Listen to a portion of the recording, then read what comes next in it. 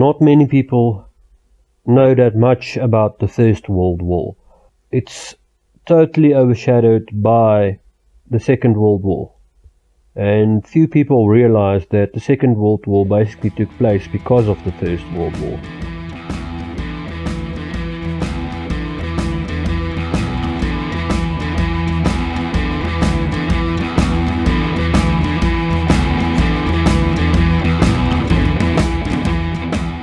The First World War was between the Central Powers that consisted of the German Empire, Austria-Hungary, and the Ottoman Empire and Bulgaria.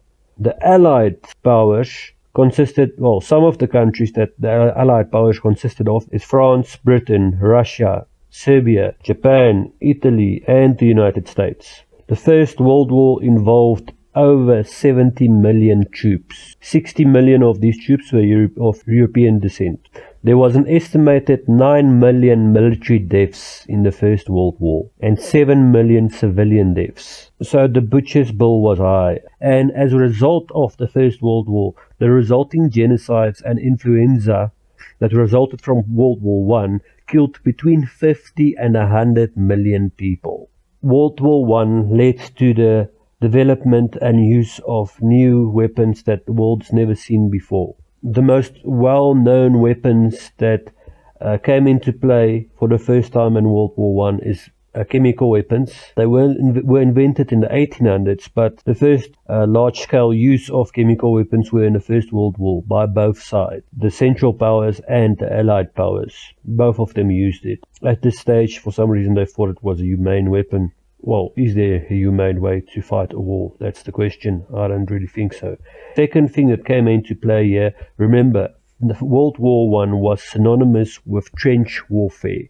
And this created stalemates, especially at the start of the war. The British brought in tanks for the first time in 1916. And the idea behind the tank was to basically break the stalemate in terms of the trench warfare. What the tank could do was it could drive over trenches and then stop and open fire, killing all within its sights and range. So this was a big advantage in terms of warfare in those days, and it basically broke many stalemates.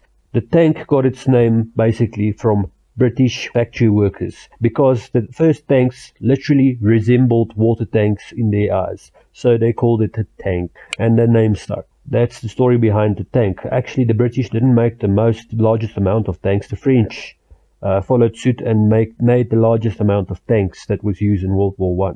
Central Powers created tanks based on what they saw in the field that the British fielded and the French fielded.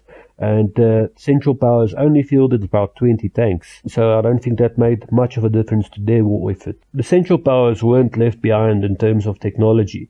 Mainly Germany used airships and airplanes to great effect. They used airships to bombard London and Britain, and airplanes as well. Obviously, both sides used airplanes in this war.